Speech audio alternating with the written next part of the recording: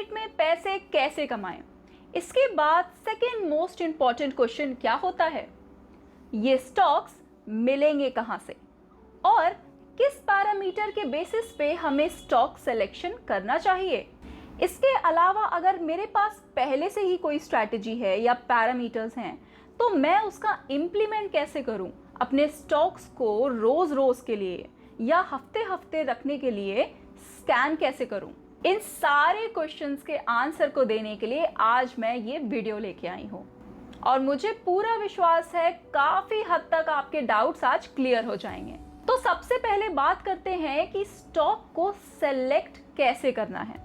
जब हम stock selection की बात करते हैं तो दो ब्रॉड पैरामीटर्स आते हैं, पहला फंडामेंटल एनालिसिस एंड दूसरा टेक्निकल एनालिसिस। बहुत से लोग इसी में कंफ्यूज रहते हैं कि फंडामेंटल चेक करूं कि टेक्निकल चेक करूं कि दोनों चेक करने चाहिए। मैं आज इसका भी सलूशन दे देती हूं। मैं आपको एक सच बताऊं, फंडामेंटल एनालिसिस कोई भी नॉन फाइनेंशियल बैकग्राउंड का इंसान नहीं कर सकता। आप जितने पैरामीटर्स पढ़ेंगे, उन्हें चेक करेंगे, फिल्टर करेंगे, उतना ज़्यादा आपका कंफ्यूजन बढ़ेगा। और बहुत से केसेस में तो फंडामेंटल और चार्ट पे प्राइस के एक्शन आपस में मैच ही नहीं करते। कभी कभी फंडामेंटल पैरामीटर्स कह रहे होते हैं कि स्टॉक वीक है, पर जब आप चार्ट पे जाते हैं तो उसका प्राइस एक्शन कमाल ही कर रहा होता है। मैं ये नहीं कह रही कि सब गलत है, पर हमारे पास इतना टाइम नहीं है कि एनएससी और बीएससी को मिला के 6000 to 7000 स्टॉक्स को हम फंडामेंटल बेसिस पे एनालाइज करें, क्योंकि हर स्टॉक में बहुत टाइम लगता है और उसके बाद भी हम किसी कंक्लूजन पे नहीं आ पाते जब हम ढेर सारे पैरामीटर्स एक साथ रख के देखते हैं। इसीलिए मैं एक शॉर्टेस्ट सोल्यूशन दूंगी आप सबके लिए, जो मैं खुद भी यूज़ करती हूँ मेजॉरिटी ऑफ केसेस में, इंडेक्स। मैं अपने सभी व्यूअर्स को एंड स्टूडेंट्स को रिकमेंड करती हूँ इंडेक्स पे काम करना। इंडेक्स कौन सा? निफ्टी 50 नहीं, निफ्टी 500 एंड निफ्टी 200। जो बहुत बिगनर्स हैं, मार्केट में ज़्यादा एक्सपीरियंस नहीं है, थोड़ा सा डरते हैं रिस्क लेने में, वो निफ्टी की 200 की इंडेक्स पे ही काम करें जब तक उन्हें ज़्यादा कॉन्फिडेंस ना आ जाए। और बाकी जिसको ज़्यादा कॉन्फिडेंस है, जो ज़्यादा टाइम दे सकते हैं, थोड़ा ज़्यादा रिस्क ले सकते हैं, वो निफ्टी के 500 इंडेक्स पे काम करें। ऐसा मैं क्यों बोल रही हूँ? निफ्टी 500 का क्या मतलब है? पूरे निफ्टी के 6 to 7000 स्टॉक्स के ओशन में 500 टॉप स्टॉक्स, जिसको एक्सपर्ट्स ने इंडेक्स में ऑलरेडी रखा हुआ है अपने फंडामेंटल पैरामीटर्स के बेसिस पे। जब उन्होंने आपको 500 स्टॉक्स दे दिए हैं, तब आपको अलग से ढूंढने की क्या जरूरत है?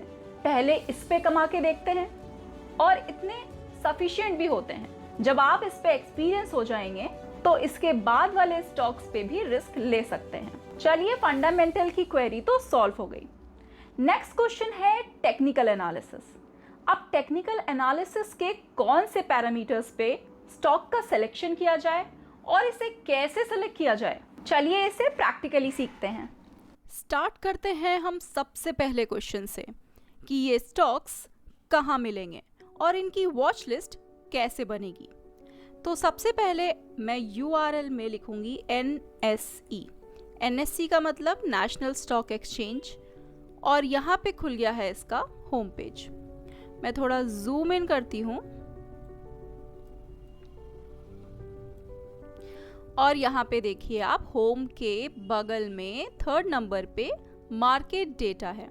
यहाँ पे जब आप कर्सर होवर करेंगे तो एक ड्रॉप डाउन आएगा जहाँ 4th प्लेस पे इंडाइसेस लिखा हुआ है। इस पे क्लिक करने के बाद यहाँ पे देखिए ये खुल गया है इंडेक्स, जिसके अंदर है निफ्टी के 50 स्टॉक्स, नेक्स्ट 50 स्टॉक्स, 100, 200, 500 और इसी तरह से और लिस्ट है। तो हमको डाउनलोड करने के लिए सबसे पहले जाना पड़ेगा ब्रॉड मार्केट इंडाइसेस पे। इसे क्लिक करने के बाद ये देखिए यहाँ पे निफ्टी 200 की लिस्ट डाउनलोड करके देखते हैं। मैंने इसे क्लिक किया और यहाँ पे CSV फाइल, ये देखिए CSV फाइल को हमें डाउनलोड कर लेना है और ये यहाँ पे डाउनलोड हो चुकी है। तो अब हम डाउनलोड्स में जाएंगे। लिस्ट तो आपने देख ही लिया कैसे स्टॉक्स मिलते हैं और कैसे डाउनलोड होती है, बट अब हमें किस तरह से इसे यूज़ करना है, किस प्लेटफॉर्म पे ले जाके जिसमें हम चार्ट्स देख पाएँ और उनका एनालिसिस कर पाएँ। तो यहाँ डाउनलोड्स पे जाके ये देखिए आज की लिस्ट, इस पे हम क्लिक करेंगे, इसे ओपन करेंगे। ओके, तो अब पहला जो फर्स्ट रो है वो हमारे काम की नहीं है क्योंकि हेडर्स हमारे काम के नहीं हैं, हमें सिर्फ डेटा चाहिए। और बाकी की 4 रोज़ 4 कॉलम्स भी हमारे किसी काम के नहीं हैं, तो इन्हें भी हम डिलीट कर देंगे। अब हमारे पास बस ये ISIN नंबर आ गए हैं और इसी का हमें काम है। अब हमें शीट को सेव कर लेंगे Ctrl+S के साथ एंड कट कर देंगे, क्लोज कर देंगे इसको। इसके बाद हम दोबारा से अपने ब्राउज़र पे जाएंगे और ब्राउज़र पे जाके टाइप करेंगे investing.com। ओके, आप investing.com पूरा लिखेंगे यहाँ पे और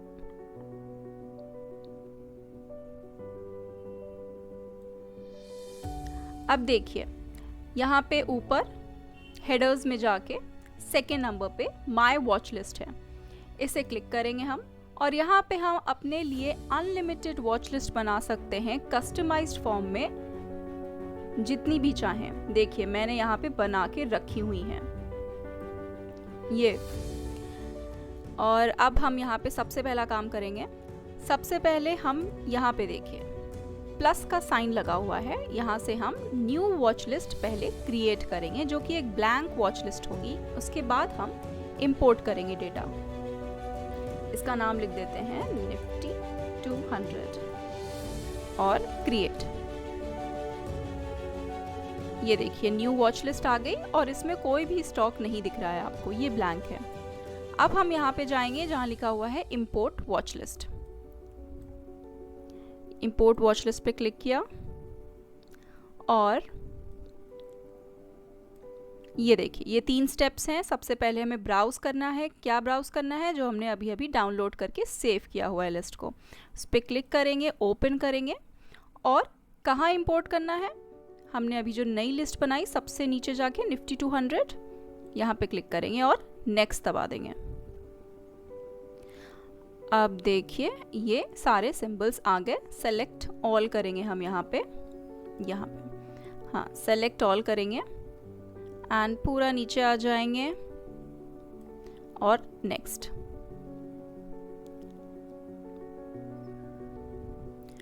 अब देखिए अब आपको यहाँ पे नाम भी दिख रहे होंगे।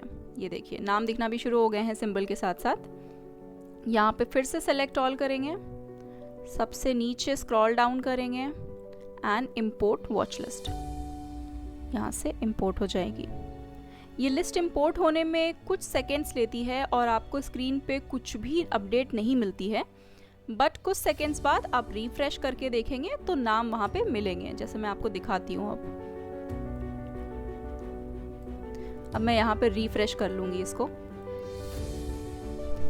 रिफ्रेश करने के बाद हम वॉच लिस्ट पे दोबारा जाएंगे और देखेंगे कि ब्लैंक वॉच लिस्ट में स्टॉक्स आ गए हैं या फिर नहीं। तो अब ये देखिए ये हमारी लिस्ट थी और अब एकदम लास्ट में जाके यहाँ पे क्लिक करके अब देखिए ये आ गए स्टॉक्स। ये निफ्टी के बेस्ट 200 स्टॉक्स हैं जो कि फंडामेंटली टॉप 200 स्टॉक्स हैं। तो फंडामेंटल की तो हमें सोचना ही नहीं है। अब हमें टेक्निकल की बात करनी है। चलिए लिस्ट तो आ गई। अब इस लिस्ट में आप कुछ फंडामेंटल पैरामीटर्स भी देख सकते हैं अगर आप फिर भी इंटरेस्टेड हैं, जैसे market cap, revenue, average volume, EPS, PE ratio, beta, dividend yield. इसके अलावा टेक्निकल लाइक आर्ली चार्ट पे, 15 मिनट चार्ट पे क्या इंडिकेट कर रहा है, ये बुलिश, बियरिश। हालांकि मैं इसे यूज़ करती नहीं हूँ ज़्यादा। परफॉर्मेंस देख सकते हैं आप, लास्ट 3 इयर्स का देख सकते हैं और डेली भी देख सकते हैं। और अगर आप जैसे देखें कि इस 200 की लिस्ट में इस वीक में सबसे ज़्यादा मूवमेंट किसने दिया है, तो आप यहाँ पे क्लिक करेंगे और देखिए यहाँ पे आया है SBI कार्ड्स, और उसके बाद गुजरात गैस, एवेन्यू सुपरमार्ट। इसी तरह से इस वीक में सबसे कम परफॉर्म, सबसे वीक स्टॉक रहा है ऑयल इंडिया, और इसी तरह से आप 3 इयर्स तक का देख सकते हैं।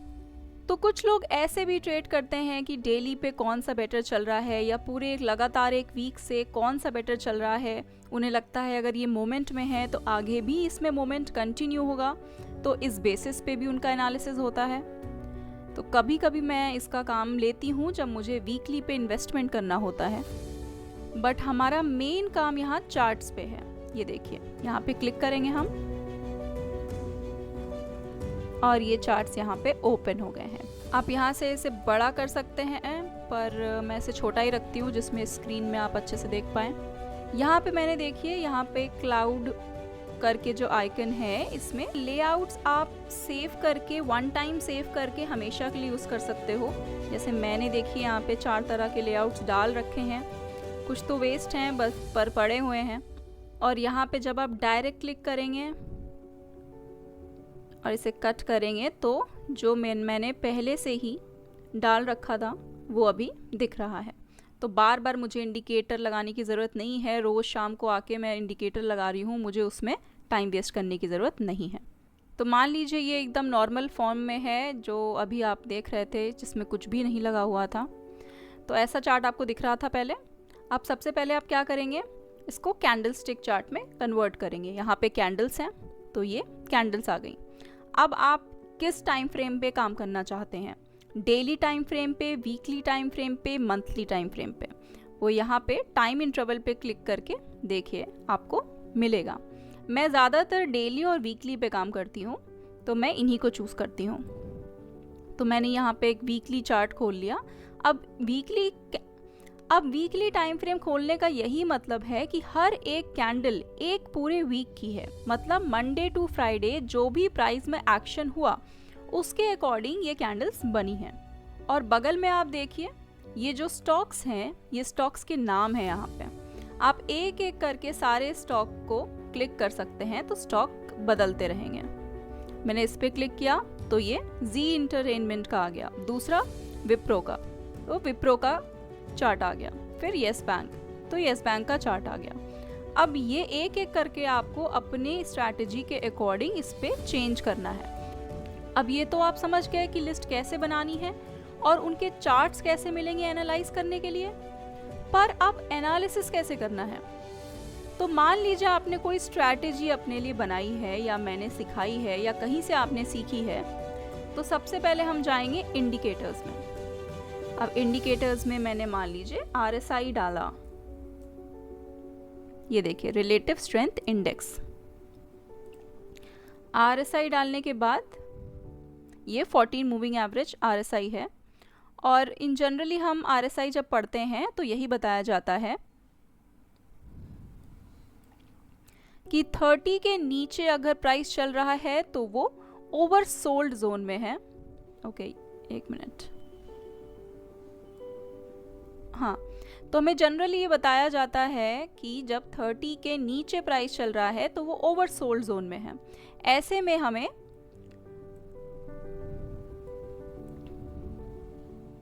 स्टॉक को बाय करना चाहिए क्योंकि वो अपने बॉटम पे होता है, और जब ये ओवरबॉट जोन में है तो स्टॉक को सेल करना चाहिए क्योंकि उसके बाद गिरावट आने की चांसेस ज़्यादा रहते हैं। और आपने देखा भी ऐसा हुआ, जब ये सबसे नीचे था तो यहाँ पे स्टॉक था, इसके बाद ये धीरे धीरे बढ़ रहा है यहाँ पे, और जब ये ओवरबॉट जोन में आ गया तो उसके बाद ये गिर गया। तो आपको मैन्युअली चेक करना पड़ेगा।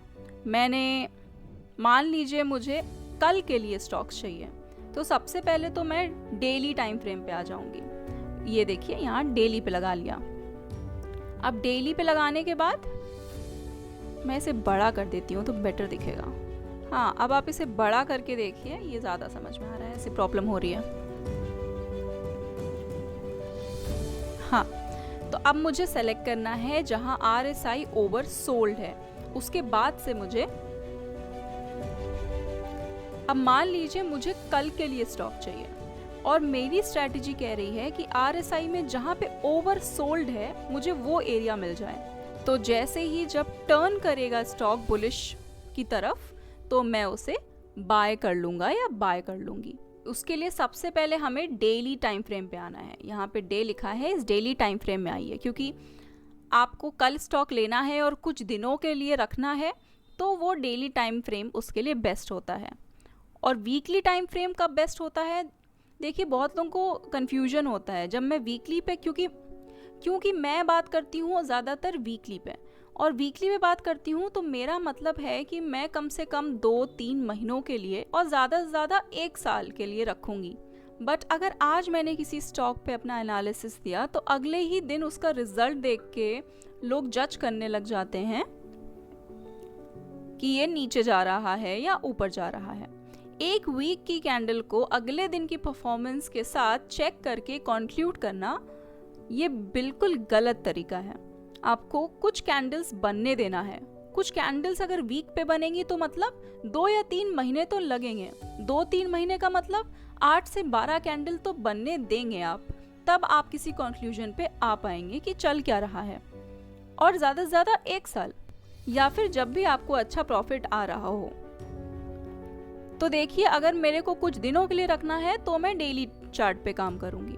अब मैं डेली चार्ट पे एक एक करके ऐसी जगह ढूंढूंगी जहां ओवर सोल्ड जोन मुझे प्रेजेंट में मिल रहा हो और अगले दिन या कुछ दिनों में मेरा स्टॉक बाय हो पाए मेरी कंडीशन पे। तो पहले मैंने पहला स्टॉक क्लिक किया, ये देखिए नीचे ओवर सोल्ड नहीं है। दूसरा क्लिक किया, ये भी ओवर सोल्ड नहीं है। तीसरा क्लिक किया, ओवर सोल्ड नहीं है। और इस तरह से मैं एक के बाद एक ढूंढती जाऊंगी। देखिए कितनी जल्दी ढूंढ रही हूँ। अब देखिए, आपने देखा कि वोडाफोन आइडिया का स्टॉक का प्राइस इस समय ओवर सोल्ड जोन में है। तो अब मैंने इसको अपने रेडार पे रख लिया और मैं तब तक इसको देखती रहूंगी जब तक मेरी कंडीशंस फुलफिल नहीं हो जाती हैं। मेरी कंडीशंस फुलफिल कब होंगी? जब दोबारा से ये ओवर सोल्ड जोन ऊपर की तरफ टर्न होने लगेगा। और इतना ही नहीं, साथ साथ में ये स्टॉक का प्राइस भी कुछ दिनों तक यहाँ ठहरने के बाद ऊपर की तरफ ब्रेकआउट देगा। ब्रेकआउट का क्या मतलब? इस जोन को बना के, इस जोन में रहने के बाद फिर ऊपर की तरफ ब्रेकआउट देके क्लोजिंग देगा या ब्रेकआउट देगा। तो आप यहाँ पे बाय करेंगे और आपका स्टॉप लॉस यहाँ पे हो जाएगा, यहाँ पे। हालांकि ये चीज़ कब होगी ये तो कोई नहीं जानता है, बट जल्दी ही होने के चांसेस हैं। और मेरे हाथ से ये अपॉर्चुनिटी छूटे ना, मैं इस चीज़ का ध्यान दूंगी। साथ ही साथ मैं आपको price action, higher high, higher lows तो बताती रहती हूँ। तो अकॉर्डिंगली आपको अपनी नॉलेज का यूज भी करना है साथ साथ में कि ट्रेंड कैसा चल रहा है। अब देखिए, यहाँ पे ये अभी ओवर सोल्ड जोन में है और देखिए इसका ट्रेंड ऊपर है। अगर आपने कहीं भी यहाँ बाय किया होगा और अब ये ओवर सोल्ड जोन में है तो आप चाहे तो इसे यहाँ बुक कर सकते हैं। हालांकि कोई गारंटी नहीं है कि इसके बाद ये नीचे ही गिर जाएगा और ऊपर नहीं जाएगा, बट आपके प्रॉफिट बुक करने का एक बढ़िया चांस है ये। जैसे जब यहाँ पे ये ओवर बॉट जोन में हुआ था तब भी स्टॉक कितना ज्यादा तेजी से नीचे गिरा था और इसने इवन गैप डाउन भी बनाया था। इसके अलावा RSI के प्लेस पे काफी लोग मूविंग एवरेज का भी यूज करते हैं, इवन मैं भी करती हूँ। तो उसके लिए क्या करना है? RSI हटाया, यहाँ से इंडिकेटर्स पे गए, मूविंग एवरेज लिखा, सिंपल मूविंग एवरेज है ये। यहाँ सेटिंग पे जाके मूविंग एवरेज चेंज किया। जैसे मैं ज़्यादातर 50 मूविंग एवरेज यूज़ करती हूँ, जिससे ट्रेंड भी पता चलता है और अच्छे स्टॉक्स भी मिलते हैं। अब इसको लिखने के बाद ओके, इसको थोड़ा डार्क कर देते हैं। हाँ, तो अब आप देखिए मेरा तरीका क्या होता है। 50 मूविंग एवरेज को अगर क्रॉस करते हुए कोई ग्रीन कैंडल ऊपर की तरफ क्लोज हो रही है तो मैं वहाँ पे स्टॉक लेती हूँ। जैसे यहाँ पे देखिए ग्रीन कैंडल टच की, ऊपर गई तो मैंने यहाँ पे स्टॉक बाय किया और ये कितना लंबा गया। उसी तरह से यहाँ पे टच की तो ये थोड़ा ऊपर गया और मेरा स्टॉप लॉस क्या होता है, इसी कैंडल के नीचे। तो बन गई एक छोटी सी स्ट्रैटेजी। देखिए, स्ट्रैटेजी कोई बहुत कॉम्प्लिकेटेड चीज़ नहीं है, स्ट्रैटेजी को हमेशा सिंपल रखना चाहिए। तो ये तो एक स्टॉक हो गया। इसी तरह से मैं क्या देखूंगी कि अभी कल के लिए मुझे स्टॉक खरीदना है अगर, तो 50 मूविंग एवरेज पे कौन सी ग्रीन कैंडल क्लोजिंग दे रही है। जैसे मैं इसे ब्रॉड कर देती हूँ जिसमें आप लोगों को अच्छे से दिखाई दे। अब मैंने नीचे की तरफ क्लिक करना स्टार्ट कर दिया। ये देखिए, जब ग्रीन कैंडल यहाँ पे थी, ग्रीन कैंडल जब यहाँ पे थी, तो अगर मैंने बाय किया होता तो ये ऊपर गया होता। उसी तरह से अभी तो कोई ग्रीन कैंडल नहीं दिख रही है। देखिए, जब यहाँ पे थी और अगर मैं उस दिन एनालाइज कर रही होती, उस दिन अपने इसी तरह से मैनुअली स्कैन कर रही होती, तो मैं यहाँ बाय करती और मैं यहाँ बैठती। अब ये दोबारा नीचे आएगा और फिर ऊपर जाने लगेगा एक ग्रीन कैंडल बना के, तो मैं फिर यहाँ पे एंट्री लूँगी। होपफुली आप मेरा तरीका समझ गए होंगे कि प्लेटफॉर्म कैसे यूज़ करते हैं और अपने लिए स्टॉक्स कैसे सेलेक्ट करते हैं। स्ट्रैटेजी आपकी होनी चाहिए या फिर आप मुझसे सीख सकते हैं जुड़ के मेरे कोर्स को लेके, और आपकी खुद की स्ट्रैटेजी है या फिर सिर्फ प्राइस एक्शन के बेसिस पे बिना किसी इंडिकेटर को यूज़ करते हुए भी अपनी नॉलेज को यहाँ पे इम्प्लीमेंट कर सकते हैं और स्टॉक स्कैन कर सकते हैं। चलिए, अब एक और तरीका मैं आपको बता देती हूँ उनके लिए जिनको सारे स्टॉक्स एक साथ स्कैन नहीं करने हैं बल्कि उसमें भी फिल्टर चाहिए। तो हम यहाँ लिस्ट पे गए, एक नई लिस्ट डाउनलोड करती हूँ निफ्टी की। चलिए, 100 की लिस्ट मैंने डाउनलोड कर ली। CSV फाइल को हम डाउनलोड करेंगे। ये देखिए, ये .csv फाइल को डाउनलोड किया मैंने, डाउनलोड हो गई। इसको ओपन करेंगे। ओपन करने के बाद देखिए, अब इसमें कुछ भी डिलीट नहीं करना है, सारी रोज को कॉपी करना है। कॉपी करके हमें इसे अपनी गूगल ड्राइव में एक्सेल पे जाना है, गूगल फाइनेंस का फॉर्मूला लगाने के लिए। जीमेल तो खोलना सबको आता है, मैं यहाँ पे गई। अब इसके बाद आप यहाँ देखिए ऊपर, यहाँ पे ये डॉट्स हैं, इस पे क्लिक किया और आपको ये शीट्स मिल गई, गूगल शीट्स। इसे खोला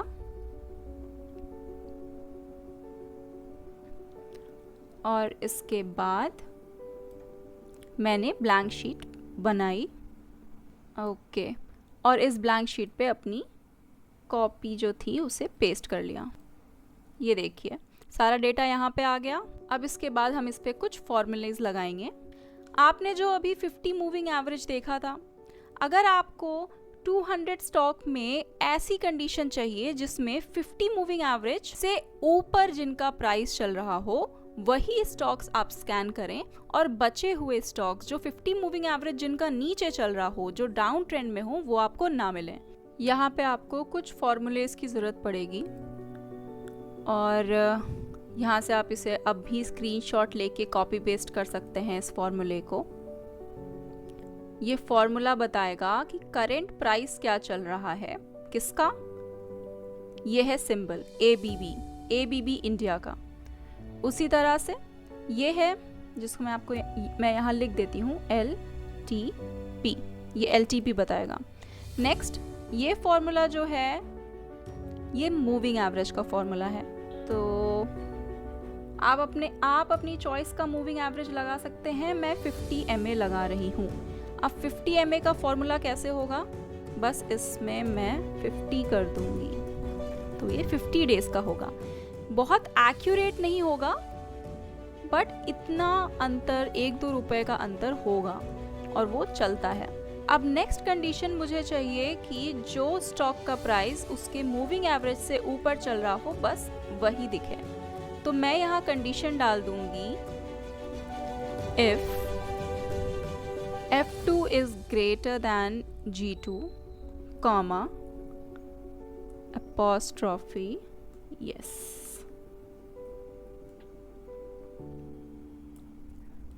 अदरवाइज नो।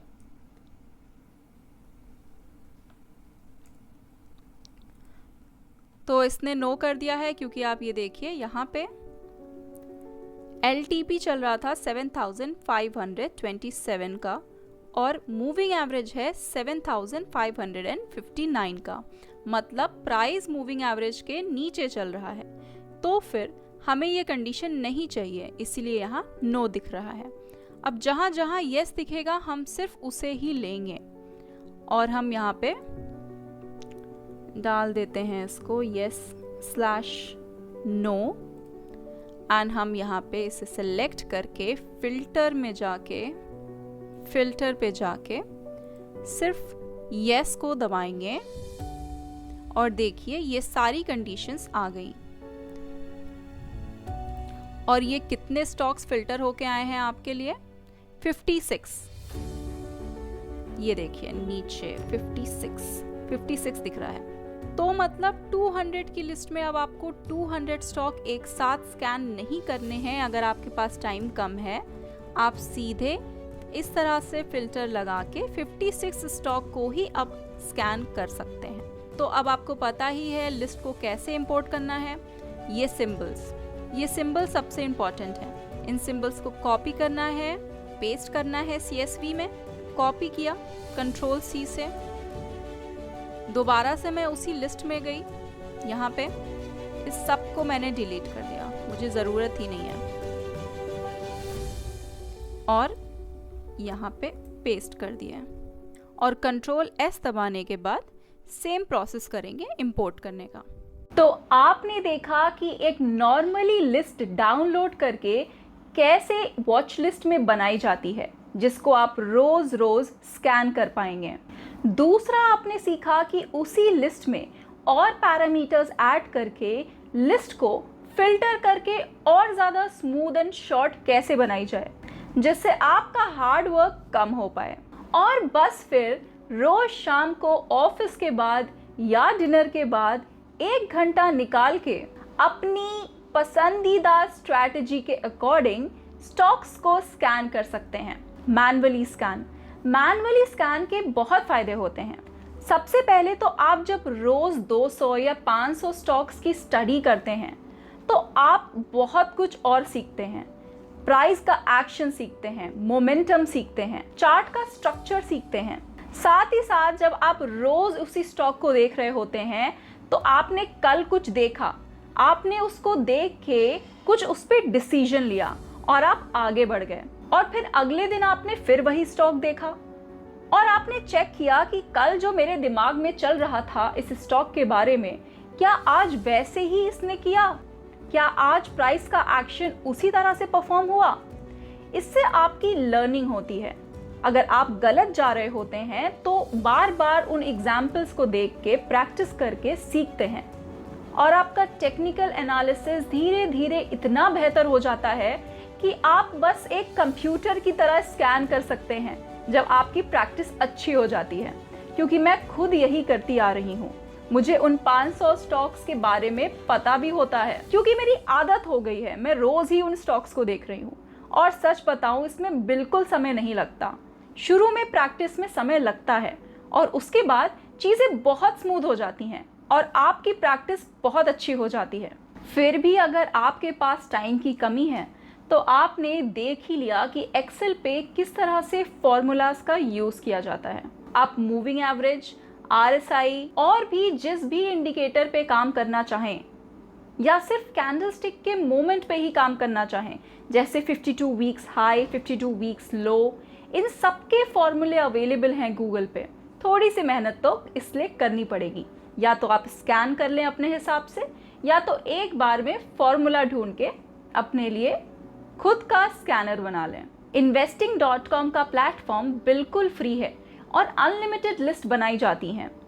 मैं खुद यही सब यूज़ करती हूँ। और हाँ, आपको अगर कुछ बेहतरीन स्ट्रैटेजी सीखनी है जिसका स्ट्राइक रेट, प्रोबेबिलिटी हाई है, तो आप मुझसे जुड़ सकते हैं मेंटिंग मार्केट के इस कोर्स में, जिसका लिंक मैं डिस्क्रिप्शन बॉक्स में अटैच कर रही हूँ, जहाँ मैं risk management, trading and investment related strategies सिखाऊंगी चलिए मिलते हैं फिर अगले वीडियो में।